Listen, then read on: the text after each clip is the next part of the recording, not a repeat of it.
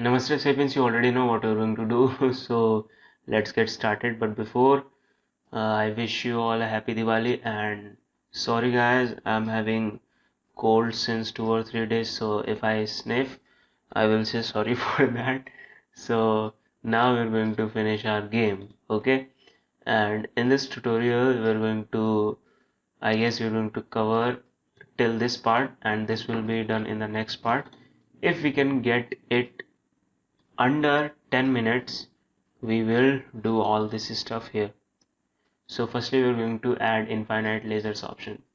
So if you want to, now when you play the game, you can see we are having 100 lasers. If you want to have infinite lasers, so there's no option for that currently. So you see that we are dealing the lasers in this game stats manager. So let me double click to open it, and now we're going to say private boolean infinite lasers, and that will be false by default, and same for the infinite missiles, so that will be false by default. We're going to serialize those two fields, and now we will say if we are having infinite lasers, we're going to return true, simple as that. And here also we're going to return true. So now the next thing is shoot lasers by amount. So you see the number of lasers decreases, so we will say if infinite lasers, then we will return from this method. We don't want that to happen. And if we are having infinite missiles, we are also going to return. So I guess that's it for the first part, and now the later is adding power-ups. So you can see I have created the power-ups, okay, the sprites for the power-ups and the sprite for the UI. So I will provide the link in the description below, and after this video I'm going to provide this whole project on GitHub, so not to worry. And now we're going to create our power-up. So if you followed me through this whole tutorial, you know that we are going to follow a strategy. We're going to create a Powerup spawner, and then we're going to create a Powerup item. So you know the drill, okay? So firstly, we're going to create a Powerup Spawner, and now we will say private game object, and we will say power ups, okay, and this will be a new game object array of 2, and I forgot the bracket here, and we're going to serialize this. And now we're going to create something different. So let me tell you one thing, we don't want power-ups to happen after a certain time every time. We want some randomness in the spawning of power-ups. So for that we will use our random.value method, random.value, which gives a value in between 0 to 1, and it could be and it will be a float value. So we're going to create a private float, and we will say probability factor. I guess I spelled probability right, probability factor, and we will say it to 0.6, okay, and we're going to add a range from 0f to 1f, okay. And now I guess we have to this will work also. Now we're going to say private float time to spawn, okay, and this will be the time after, this will be every time after the power up will spawn depending on our probability factor. So time to spawn, we will say every 6 second check, okay, And now we're going to create a private float timer. It will be 0, and the start, I guess we don't need start right now, just update. Okay, so we'll say if powerups index 0 is null, then we will return. Not like that. We'll say for int I is 0, I less than powerups dot length, and we'll say plus plus I. And if powerups index I is not equal to null, we are going to do some things. Okay, and this is the probability factor, this is the time to spawn. So we're going to take any one from these power-ups. Okay, so for that we will do int n, that will be random dot range, which will be from 0 to our power-ups dot length. Okay, so if power-ups n is not equal to null, okay, we have to remove this thing, sorry for that. If powerups n is not equal to null and the time has been to spawn, okay, so we are going to also check that. So we are going to say timer plus equals time dot delta time. We will say if timer greater than equal to time to spawn, we'll say at the end timer is 0f, and here we will do this, and we are also having a probability factor, so we will say float a is random. No, we're just going to say if random dot value is less than equal to our probability factor, then we're going to instantiate our power up. So that's our power up index n with the parent, I guess, dot game object. I guess we should make this the parent. Yes, we can transform. Okay, so that's the drill for creating our power up spawner. Now we're going to create our power up. So we're going to create a C# script, and we'll say power up, and here we're going to create a public enumerator that will be our power up type, and we are currently having two power ups, ammo and health, and we'll say private void on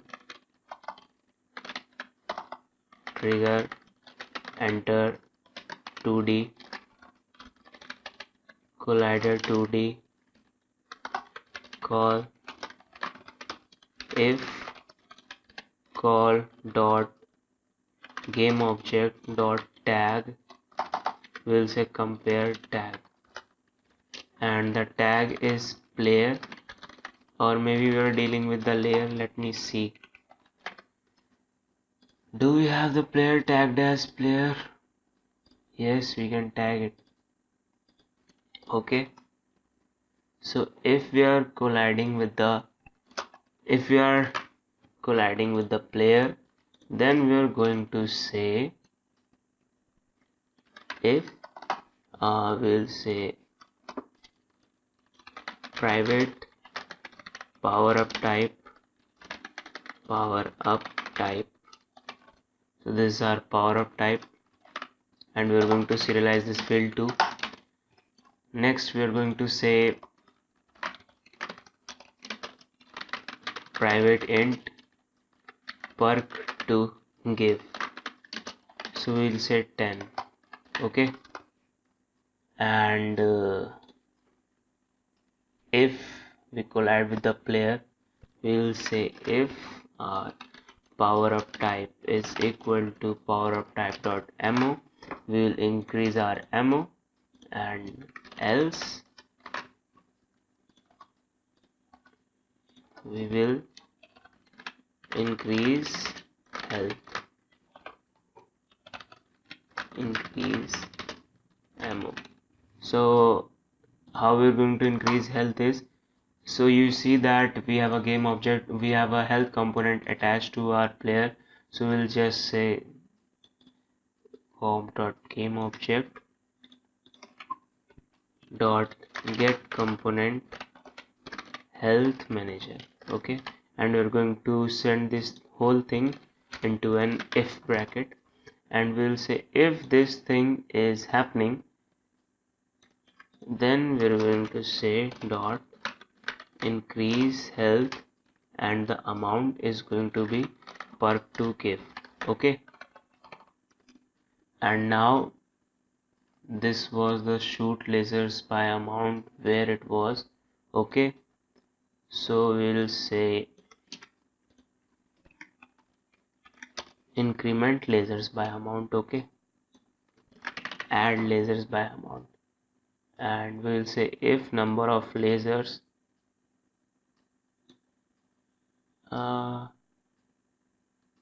nothing, we have to just say if amount is greater than equal to 0, we'll say number of missiles plus equals amount.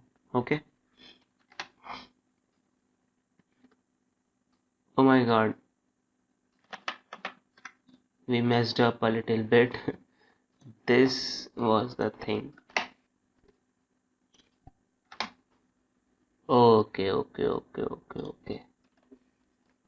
So you see, this was our power up. We will say if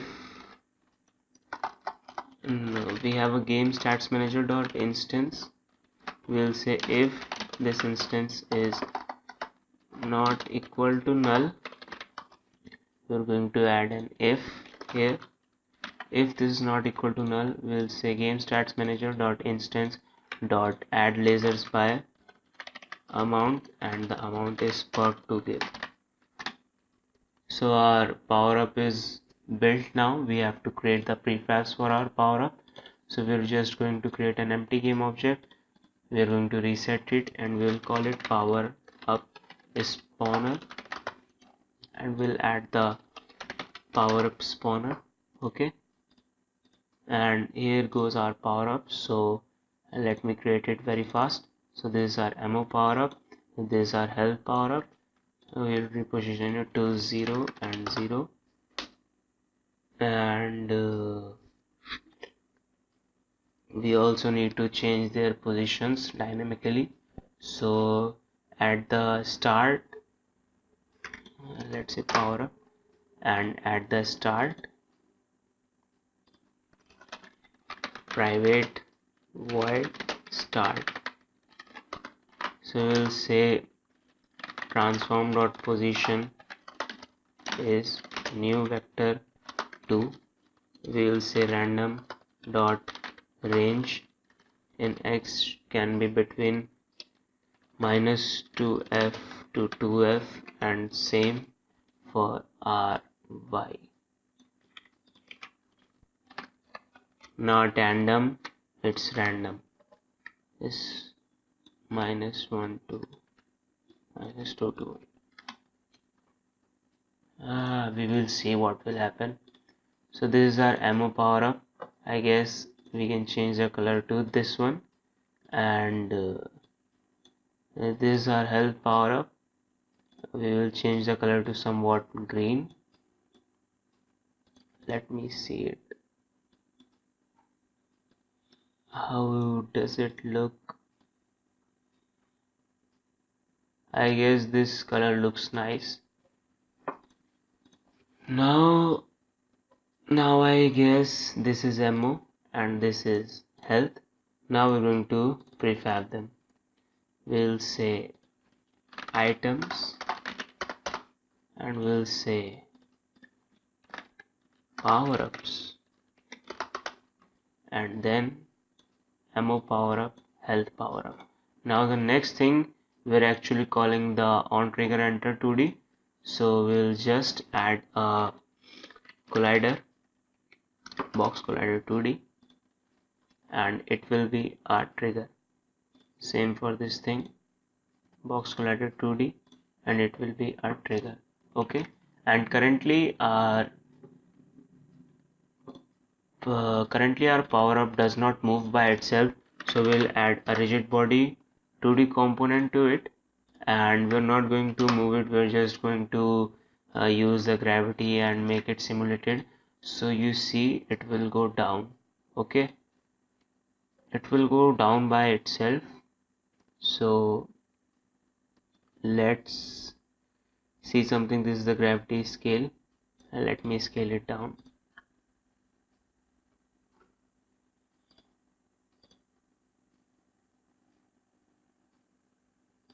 You can see it works. Okay, let's see how that works. So you see it, guys, and let me see if it's behind the player or not. So you see it's behind the player. Now we got our power ups, right? We're going to apply this, and we're going to apply this one also. Now we're going to delete them, and in the Powerup Spawner we're going to say this one and this one. So our power up part is done. Now the next thing is we're going to create an explosion effect, but firstly let's test our power ups.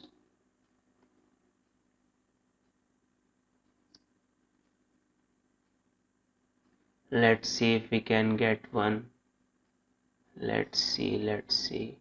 So this is our power up, and oh yeah, there's one thing missing. We're not destroying it. Okay, so we're going to destroy our game object here.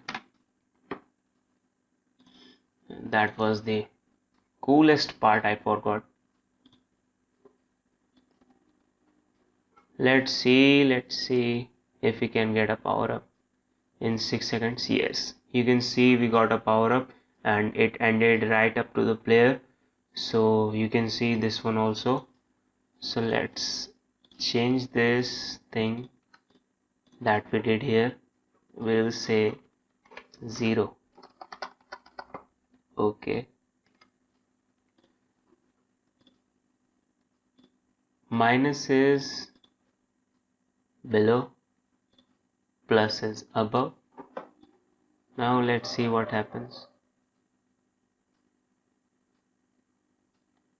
Oh my god, we're getting power up so fast. So this is the power up, and it was for the lasers. I didn't notice if the, let's see now. Yes, you can see the lasers increased. So now that's all for the power ups. Now we're going to add some explosion effect. So the explosion effect will be available for both the enemy and the player. So we're going to add it into health manager. Let's see how much time we got here. 19 minutes. I'm very slow, man, very slow. So let's say serialize field, and we'll say private game object explosion effect, and we'll also say serialize field private audio clip explosion sfx. Okay, so these are the two things. And now in this skill method, the label cleared or whatever, we're just going to create the explosion effect. Okay, we will say private void explode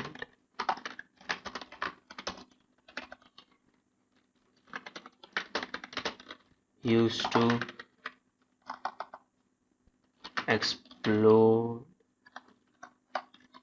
the player. Lol. So we'll say if explosion effect is not equal to, if is null, we're simply going to say return. Okay, so we'll say instantiate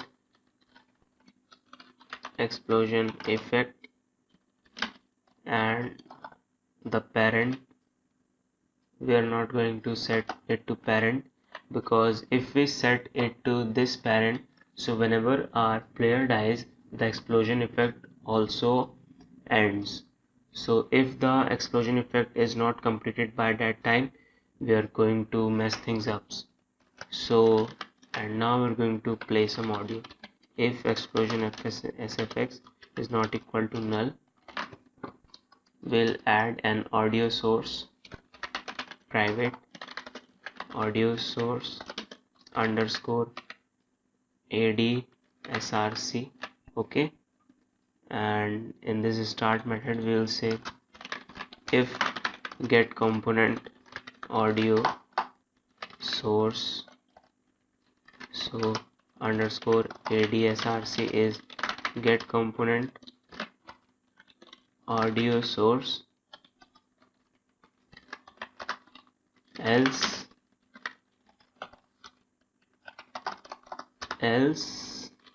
game object dot add component, and we're going to add audio source. Okay,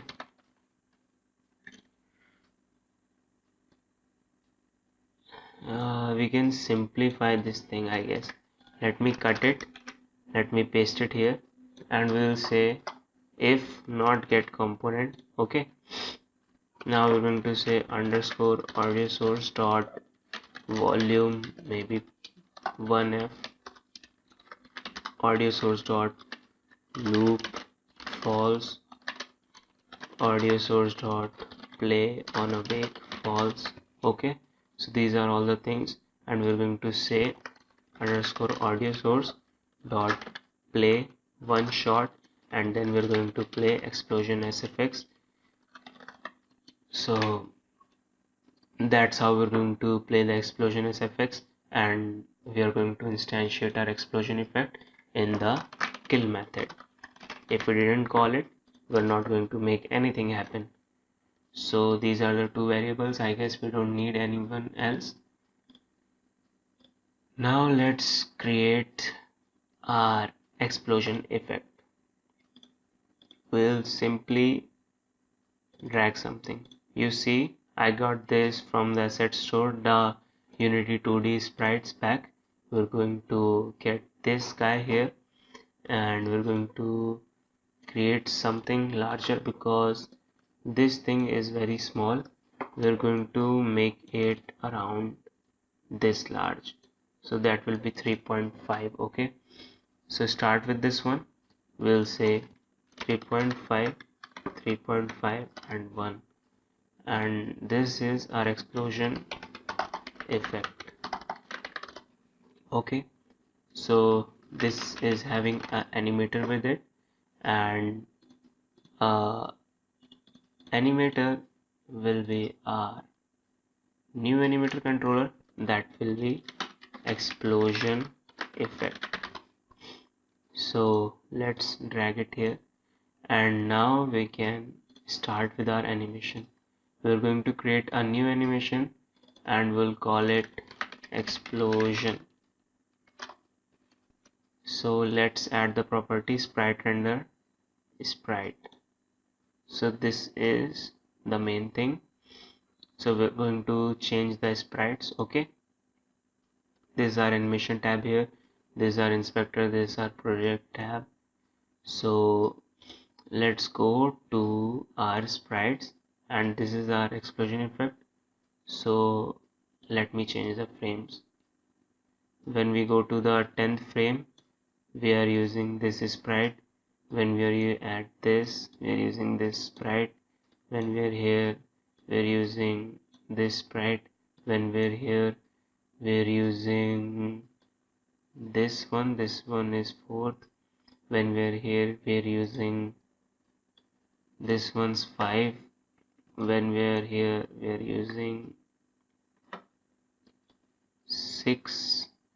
When we are here, we are using 7. When we are here, we are using 8, 9, 9, I guess. This one is 9 and this is 10. So this is our explosion effect, and let's see it in action. It's very slow, so we'll set the samples to 120.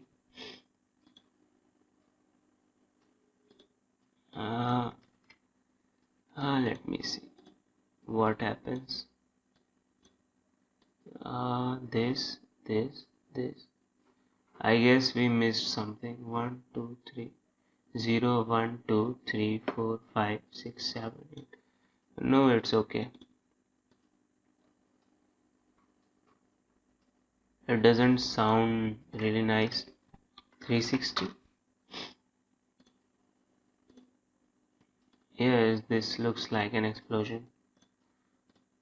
Okay, let's set it to 300.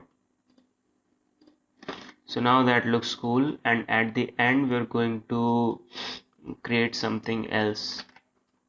Okay, we're going to create a new script, and this will be our C# script explosion, and we will say public void effect completed. So whenever our effect is completed, we are going to destroy our game object. Simple as that. We are going to add this explosion here, and in this animation, whenever we are at the end, we are going to add an key, and we will say effect completed. So we are going to quickly prefab this. We're going to create new folder, effects, and this was our explosion effect. Now we can delete it, and let's me see, this is our player. Okay, and it wants explosion effect, so go to effects, this player, set it here, and same for our enemies. You can see these are enemies, you have to set them explosion effect, this is it. And the explosion audio clip, I am using this one, and in this enemies you have to individually do it, explosion effect, and the audio clip is this, same for this wave, explosion effect, audio clip is this. So I actually forgot it in the player. This was our audio clip space. Okay, apply it, man. Now let's see where we got. We have successfully created our explosion effect also. And but wait a minute, we're not spawning the explosion effect at the current place of the game object. Okay, so we have to instantiate explosion effect at transform.position.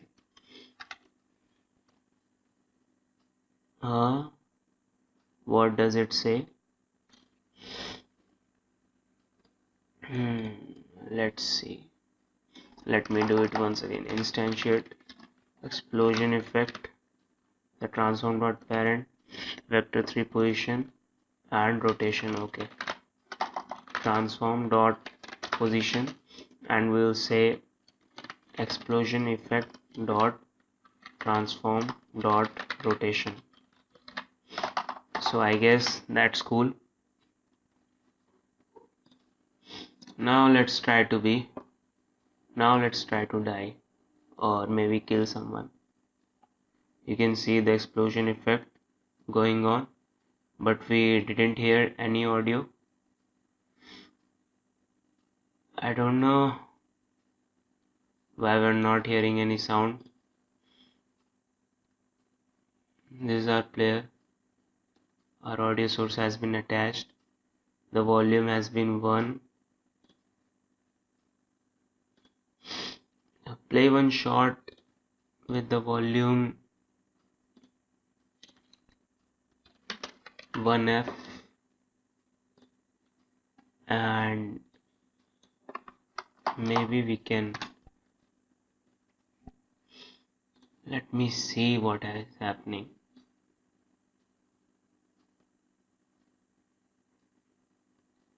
It still doesn't make a sound. Let me see. No, Unity is not muted. We're not using mute audio. I don't know, man. I guess we are destroying the game object too early. Let me see what is happening. Where were we? We were talking about the audio thing. This is the explode thing. Explosion SFX.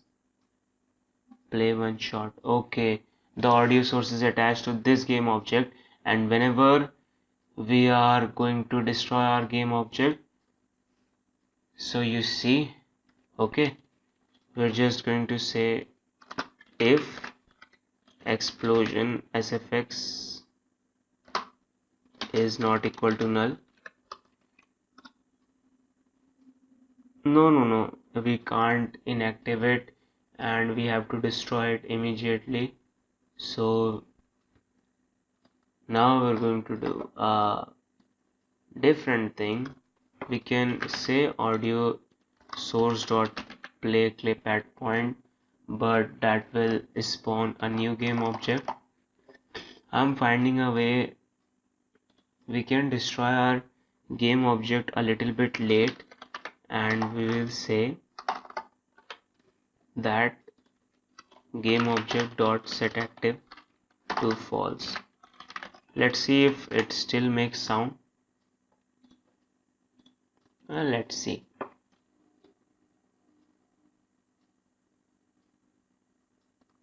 No, it doesn't. Okay, so we're going to do something else. We're just going to say audio source dot play clip at point.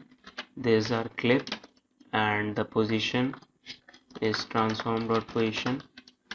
Volume is 1F, and let's see, it will work for sure.